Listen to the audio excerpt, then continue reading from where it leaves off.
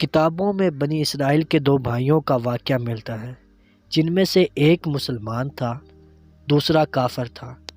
ایک تو اپنے رب کے حضور سجدہ ریز ہوتا اور دوسرا اپنے بت کی پرستش کرتا تھا، اور دونوں مچھلیاں پکڑنے مچھوارے تھے۔ اب جو کافر بھائی تھا اپنے بت کا نام لے کر جال سمندر میں پھینکتا اور جال مچھلیوں سے بھر جاتا، جبکہ مسلمان کے جال میں ایک آدھ مچھلی آتی، وہ صبر و شکر کرتا اور گھر لوٹ آتا، کیونکہ کافر بھائی اس سے زیادہ امیر تھا۔ ایک روز مسلمان کی بیوی اپنی چھت پر گئی۔ اس نے اپنے شوہر کے بھائی جو کافر تھا اس کی بیوی کو دیکھا تو وہ بڑی آراستہ ہوئی۔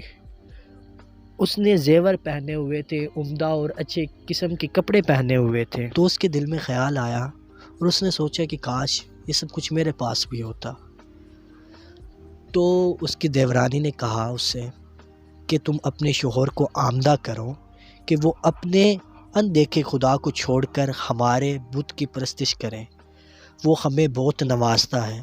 اس کے دل میں ملال پیدا ہوا، شیطان نے وسوسے ڈال دیا۔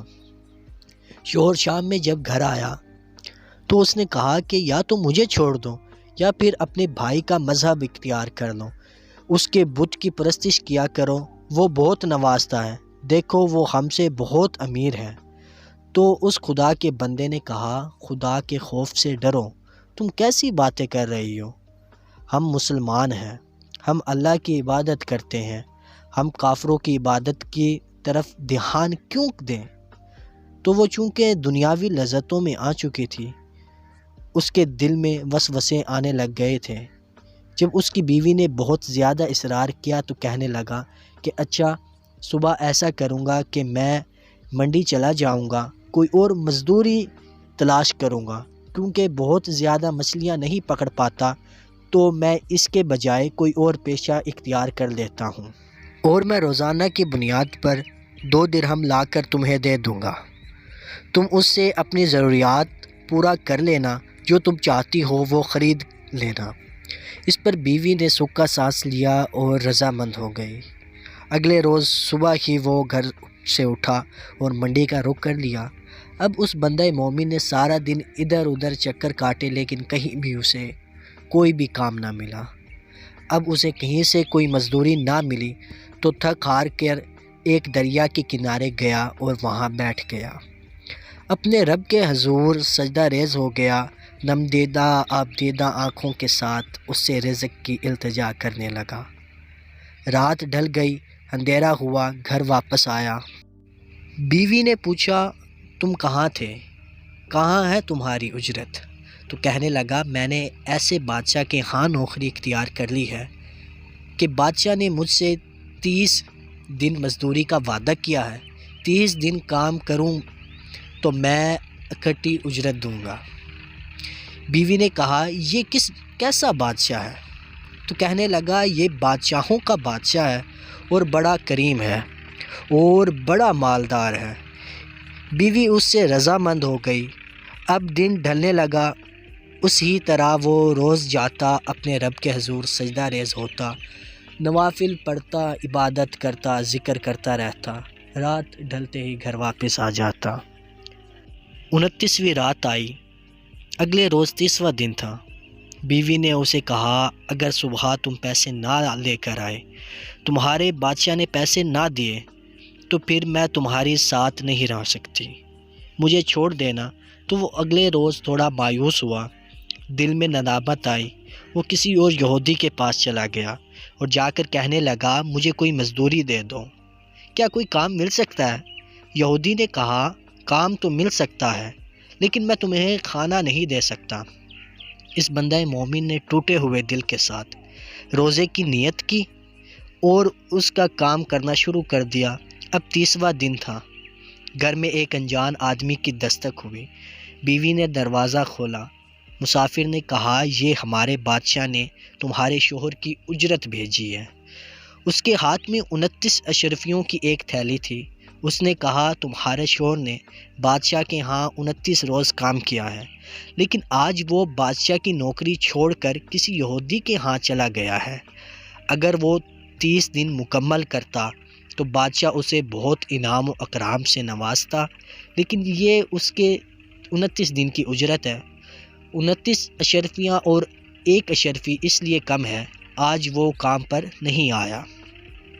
اس عورت کو جب بہت زیادہ اشرفیاں مل گئی تو تھیلی میں سے 1 اشرفی نکالی اور بازار چل دی۔ سنار کے پاس گئی اور سنار نے جب اس سے چمکتی ہوئی اشرفی دیکھی تو اس اشرفی کے عوض اس نے اس کو 1000 درہم دے دیے، تو وہ بہت خوش ہوئی۔ اس نے 1000 درہم لیے اور بازار سے بہت سا سامان خریدا، زیورات خریدے، کپڑے خریدے اور عمدہ قسم کے کھانے خریدے۔ وہ مرد مومن جب تھکا ہارا گھر آیا تو کہنے لگی، تم آج کہاں تھے؟ اس نے بتایا، میں یہودی کے ہاں مزدوری کر رہا تھا۔ اس نے کہا، تم نے اپنے بادشاہ کو کیوں چھوڑ دیا؟ وہ تو بہت مہربان تھا۔ اس نے پھر اشرفیوں کا معاملہ بتایا۔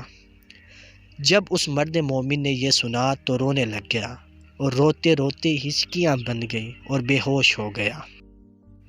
تر دامنی پہ شیک ہماری نہ جائیو، دامن نچوڑ دیں تو فرشتے وضو کریں۔ جب ہوش آیا تو کہنے لگا، ہائے رے میری قسمت، ہائے رے میری خواہش، میں نے بادشاہ کی عبادت سے کیوں غفلت کی؟ کیوں میں نے اپنے غفور و رحیم رب کو چھوڑ دیا، جبکہ وہ میری حالت سے باخبر تھا، کیونکہ میں تمہاری باتوں میں آ گیا۔ اس کی بات اس نے اس عورت کو چھوڑ دیا اور پہاڑوں کا رخ کیا۔ بقایا زندگی اس نے عبادت میں گزاری، ریاضت میں گزاری۔ دیکھیے میرے عزیز، اللہ کریم قرآن مجید میں فرماتا ہے کہ بہت کم لوگ ہیں جو شکر کرتے ہیں اور بہت زیادہ ہیں جو ناشکرے ہیں۔ اور سورہ رحمان میں فرماتا ہے، وہ ہر روز کسی نہ کسی کام میں ہوتا ہے۔ سورہ انعام میں فرماتا ہے کہ اس کے حکم کے بغیر کوئی پتا بھی نہیں ہلتا۔ دیکھیے ہم نے رزق کی تلاش میں دنیا کا رخ کر لیا ہے اور رازق کو چھوڑ دیا ہے۔ الحاکم التکاثر، تمہیں مال جمع کرنے کی ہوس نے اس قدر غافل کر دیا ہے، حتی زرتم المقابر، یہاں تک کہ تم نے قبریں جا دیکھی۔ ثم کل سوف تعلمون، ان قریب تم جان لوگے یہ سب تمہارے کام نہیں آئے گا۔ اللہ کے ہر کام میں کوئی نہ کوئی حکمت پوشیدہ ہوتی ہے۔ وہ اگر آج نہیں نواز رہا، یقیناً اس میں کوئی حکمت ہے۔ جو چیز آج نہیں مل رہی اور دور بھی نہیں ہو رہی، وہ نواز دے گا۔ یقیناً وہ نوازنے والا ہے، وہ نواز دے گا۔ بس تم صبر و شکر کا دامن نہ چھوڑو۔ آزمائش میں مبتلا ہی اس لیے کرتا ہے تاکہ وہ دیکھ سکے کہ میرا بندہ کتنا شکر کرتا ہے۔ اللہ کے حبیب صلی اللہ علیہ وسلم رات کے آخری پہر اپنا چہرہ انوار زمین پر رکھ کر کہتے ہیں، یا اللہ مجھے میرے حال پر نہ چھوڑنا۔ اگر اللہ آپ کو آپ کے حال پر چھوڑ دے، پھر آپ دنیا میں بھٹکتے پھریں اور دنیا محض کھیل تماشے کے سوا کچھ بھی نہیں۔ اگر تم فنا فی العشق ہو جانے کو بربادی سمجھتے ہو تو پھر یہ طے ہے تم دنیا کو بنیادی سمجھتے ہو۔ اللہ کریم سے دعا ہے اللہ ہمیں ناشکروں کے بجائے شکر کرنے والوں میں شمار کرے اور شکر کرنے والوں کو بہت نوازتا ہے۔ اللہ آسانیاں حاصل اور تقسیم کرنے والا بنائے، آمین۔ السلام علیکم۔